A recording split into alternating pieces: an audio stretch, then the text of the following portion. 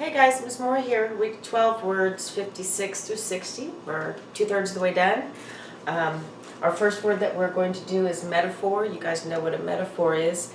It is a figure of speech. It doesn't tell us that it is in this definition, but it is a figure of speech because I did it in my shampoo, foldable. And Mr. Peterson has it on his word wall in orange, and all the orange words are figure of speeches. Anyway, it's a comparison that does not use the words like or as in it. That would be a simile. However, he has a heart of gold. My love is a red, red rose. His eyes were poison. He's a teddy bear. So the words that are underlined are the words being compared. His eyes really are not poison. That was Tristan talking about Mr. or Sir Hugh. That noise is music to my ears. The world is your oyster. You have a heart of stone, meaning you're not very nice. So he was a tornado blasting through the defensive line. These are all metaphors. They do not use the word like or as. Our next word is mood, and mood is a literary element that evokes certain feelings or vibes in a reader through words or descriptions. So you have your author here, and he chooses the style that he wants to write with, and he says, oh, I hope he enjoys the book I wrote. And then here's the person reading it, and this is where the mood comes in. So I wonder what feelings or vibes this book will evoke from me. So he's wondering what mood the book's going to cause him to feel. Here we have Snoopy writing, and he's trying to create a mood of suspense. It was a dark and stormy night.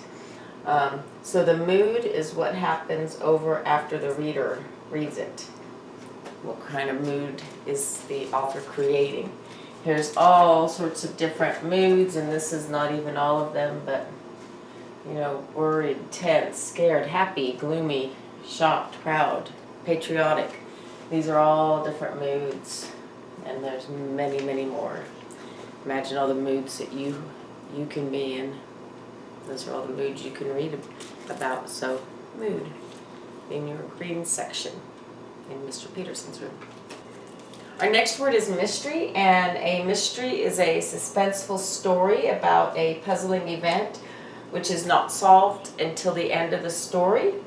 Made this little puzzle here to remind you that it is a suspenseful, puzzling event, and suspenseful is the mood that is created for a mystery.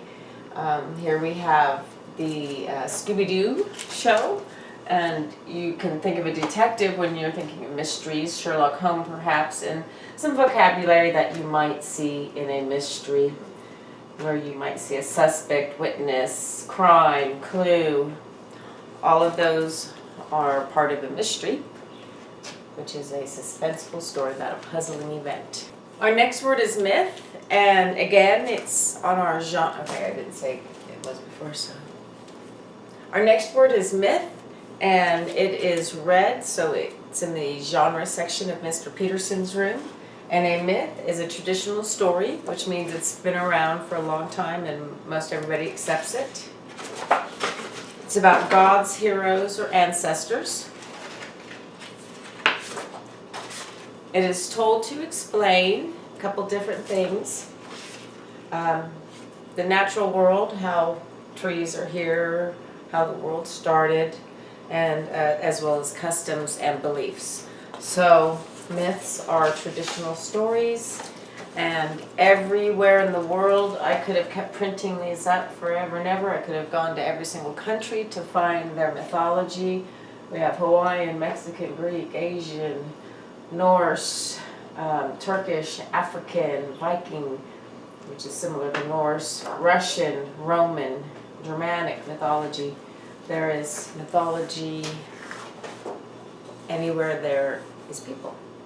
Our last word is nonfiction, and if you remember back to when I told you about genre was all the books divided into 3 categories basically. There was fiction, there was poetry, and there's nonfiction. Well, nonfiction is all the writing that is true, that is based on people and real events. So I put some pictures up here of some autobiographies and some biographies that are about people, just to help you remember that nonfiction is writing that is true. There you have it. Those are week 12's words.